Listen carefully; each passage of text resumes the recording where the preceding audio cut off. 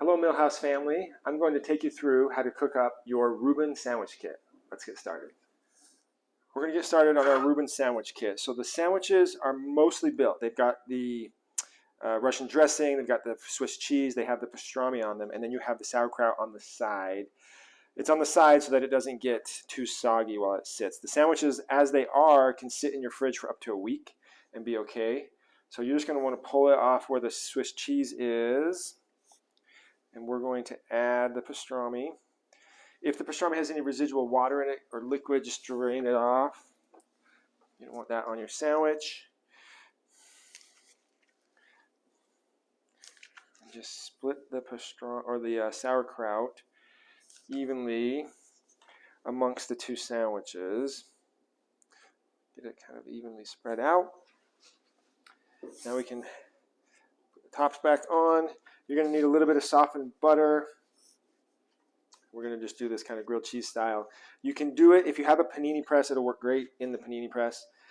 If you don't, I'll show you how to kind of mimic one at home in just a pan. So nice even layer of butter.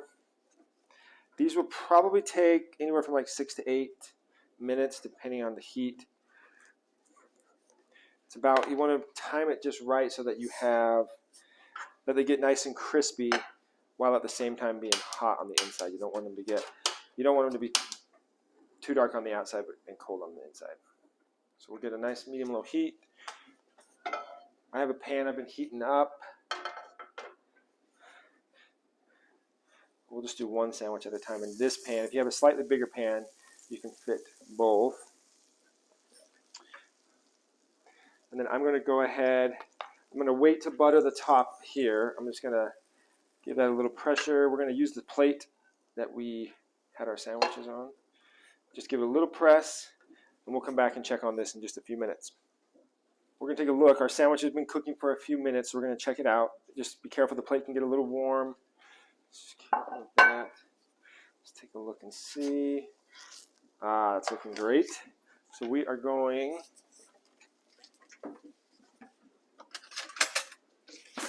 we'll butter this other side. Partly why we wait to butter it is just that some of that butter is going to end up rubbing off on the plate, and we'll lose some of it. But so we'll get that nicely buttered. That's looking great. And we'll give that a flip. Turn the heat down just a little bit. It's smoking a little. We don't want it to be too hot. Let that butter soak in. We'll put our lid plate back on. We'll give it a few more minutes. All right, our sandwich has been cooking for a little bit. Plate's kind of sunk down, which tells me it's a good sign. It means that sandwich is compressing. So we'll take it off, take a look, see what we've got here. Just rub some of that in, keep the butter going. So I'm seeing some of the cheese oozing out, which is a good sign. That's telling me we're getting heat in the middle. I'm going to flip it over. That looks awesome. Dang. So this looks good to me. Because of the cheese oozing, the color on both sides, that's telling me it's done. We'll pull this off. We'll get it cut and show you what it looks like on the inside.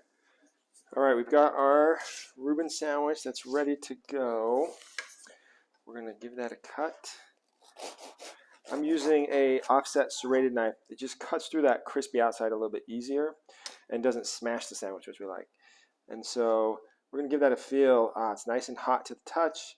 Our cheese is melted, so that tells us we are good to go. Enjoy.